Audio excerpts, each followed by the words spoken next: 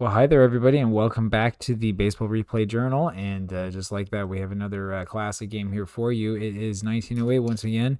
The 0-2 Detroit Tigers now come back into Chicago to take on the Chicago White Sox. White Sox are 2-0 for the third game of this series, and Ty Cobb leads it off. He gets a base hit, and he is called out trying to steal as Matty McIntyre comes up there. McIntyre now up next, nobody on. He hits a fly ball to right field, and that's the second out of the ball game. And up next is Sam Crawford. He hits it over to center field for the third out. Here comes Fielder Jones. My apologies if, as a fielder fouls that went out to third base. My apologies if I'm looking over a little bit here. I have to put the curtains up in front of me, reduce the glare so you can see the dice, as Ed Hahn now strikes out, second out of the bottom of the first inning for the White Sox. And the reason why is because we got that afternoon glare. Otherwise, you can't see the dice. Doherty hits a little ground ball to third base, and that does it for the White Sox, top of the second inning. Claude Rossman now. Rossman goes fishing for little ease and ends up with a little pop fly to third base for the first out. And up next is Red Downs, little ground ball to second. And that's the second out so far here in the top of the second. Bill Coughlin now, and he strikes out. Quiet game so far as George Davis comes up, hits a ground ball to third base, one away. You know about the White Sox. You know about this old ballpark in Chicago, and that it was known for being a pitcher's park. As Parent strikes out, that's the second out. Jiggs Donahue has a little ground ball over to shortstop rather, and that's Schaefer who makes the play. And Schaefer now leads off the top of the third inning for Detroit. A little fly ball over there to center field, and that's Jones making that play, and that's one away. Boss Schmidt now comes up, little ground ball there to shortstop again, and that's the second out. That's over to Parent. And just like that is George Mullen, the pitcher, a little ground ball to first base. And boy, we haven't had any offense from either team so far. Bottom of the third inning now. Tannehill, it's a little ground ball to second. That's one away. Billy Sullivan now, and he gets a base hit finally. He breaks the spell. There's a base hit to left center field. Now, this is the question that you have, which is what do we do now? Sullivan's a fast runner. We're going to hit and run. Normally, I would say bunt in this situation, but Doc White's not an awful hitter. This is one of those things, though, one of those cases where you really have to look at what you're doing here in this game situation. Doc White gets the base hit, and that sends Sullivan over to third base. The hit and run works.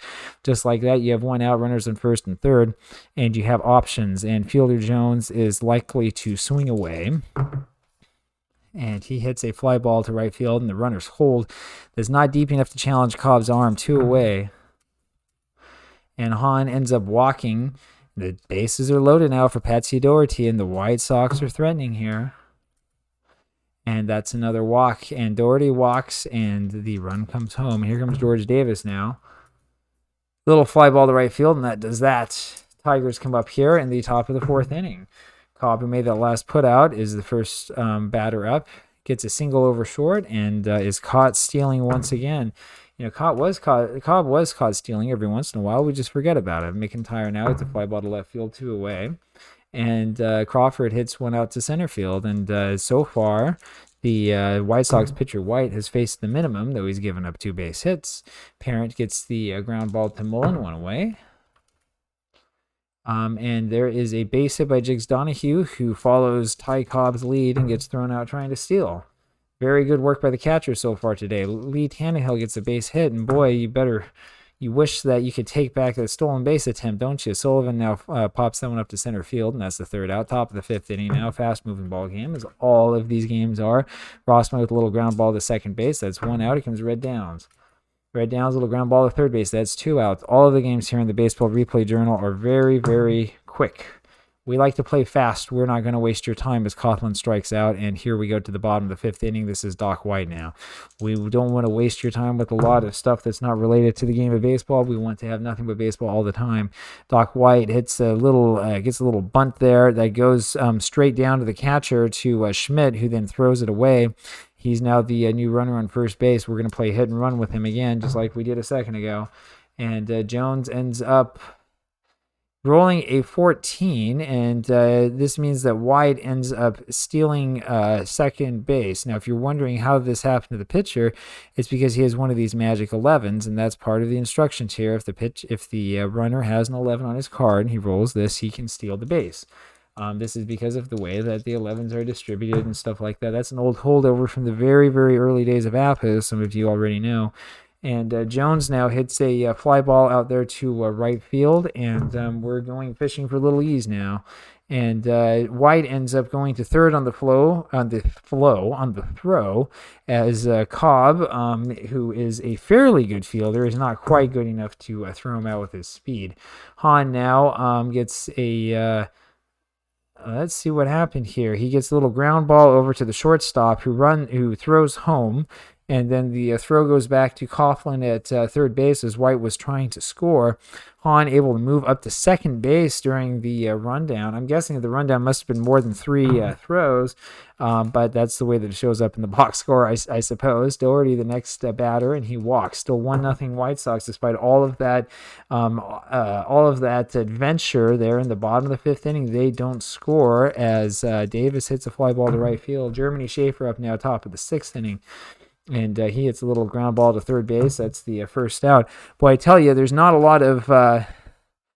and Schmidt comes up and gets a base hit. There's not a lot of base hits in some of these games here in 1908, but there sure is a lot of action, isn't there? Mullen now, the batter, with Bosch Schmidt on first base. Down 1-0. Mullen is actually a pretty good hitter, which is why we're going to hit and run instead of bunting with him. We'll just see what happens. He gets a hit and run ground ball over there to Davis, unable to make the double play because Schmidt was running already. Schmidt, the catcher, makes it to second base. 2 away now for Ty Cobb. Ty Cobb, dangerous as always, and he goes fishing. Cobb hitting 400 this season, and this time he does manage to get on base. Hits that one out to Hahn in right field, and that's an error on Hahn, and that scores the run. And just like that, the Tigers have tied this one 1-1. And of course, we're going to hit and run with Ty Cobb. We always will hit and run with Ty Cobb. McIntyre with an excellent hit and run single, and now they're runners on first and third. 2 outs, though, so no bunting shenanigans for Crawford, who hits a fly ball out there to Jones in center field. And we go to the bottom of the 6th inning. Parent comes up first, little ground ball to Downs at second base. That is 1 out. Jiggs Donahue now, and he gets a single there to left center field, and up comes Tannehill. Is what happens when I look at 2 names at once. Tannehill gets a little ground ball there to Coughlin at third base, and that moves Donahue up. 2 men out now, but runner on second base. And Sullivan gets a little fly ball to left field. That does that. And here's Claude Rossman, top of the 7th inning. And there's a little ground ball to White, the pitcher, 1 away. Red Downs comes up next, and he walks. And here comes Bill Coughlin now, runner on first base. 1-1 game, tight game. Coughlin's going to bunt.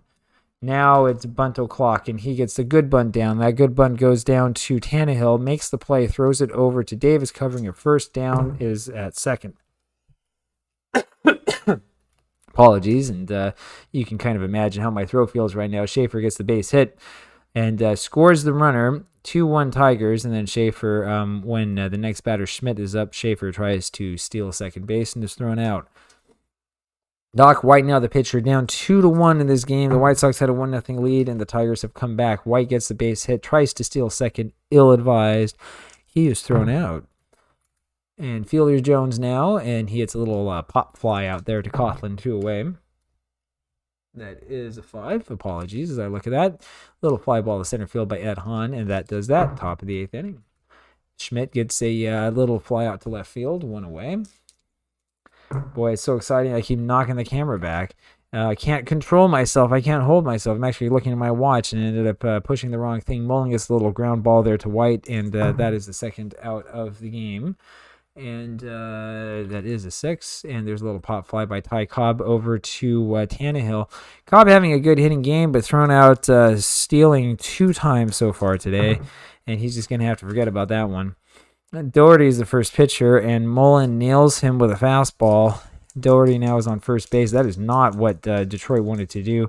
George Davis going to bunt here. And this is one of those plays where after you roll the dice, you think, why did I bunt? Why did I bunt?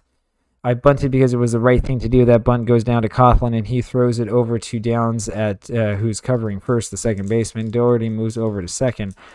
We don't worry about what that result was. We know that bunting is exactly what we're supposed to do in that situation. Parent, the next hitter, just walked, and now here comes Donahue, again with 1 out in another obvious bunting situation. And Donahue ends up beating out the bunt for a single. Here comes Tannehill now. Bases loaded, 1 out, down by 1. And the question is, with a fast runner on, I think we are going to bunt. We're going to go. It's not even asking me about the suicide squeeze, but that's what we would go for if we had the option. And it's a strike to Tannehill, and the runner on third base is a sit and duck. And now there are 2 outs, and you feel a little bit silly about that play, but you had to do it. You have to go for it. You have to take chances here because runs are at a premium. Tannehill now goes fishing himself, and not quite happening. He hits a fly ball out there to center field. Crawford has a beat on it. Top of the 9th we go. And Matty McIntyre starting off for the Tigers hits a fly ball to right field. Jones has it, 1 away.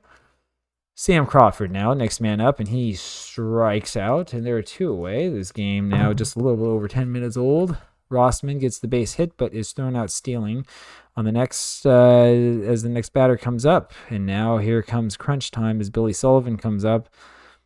The question is, who do we have here on the bench? We've got a couple of players who I think we might want to put in for the White Sox. We'll probably start off with Atz and then put in Anderson. And I say that because neither one of them are catchers, which means that we can put in a good catcher if this game winds up tied and it goes to extra innings. Atz comes up, promptly hits a ground ball over to Schaefer. That is the first out. Doc White having a good game, but we're going to put Johnny Anderson into a bat for him. Anderson, he gives us a little bit more of that batting excellence that we want to see. And Anderson then also proceeds to hit a little ground ball over to Jeremy Schaefer at shortstop, and that is the second out of this game. Fielder Jones now, and Fielder Jones hits a fly ball over there to right field, and Cobb is under it, and he makes the catch. And just like that, the Tigers move to 1-2. White Sox are 2-1. Well, if you like that, please hit the like button down below. Subscribe. We'll have one of these games for you every single day. We're not going to rest. And if you like this, leave a comment. Let me know what you think. And just like that, in under 15 minutes, this has been the Baseball Replay Journal. Thanks. Bye.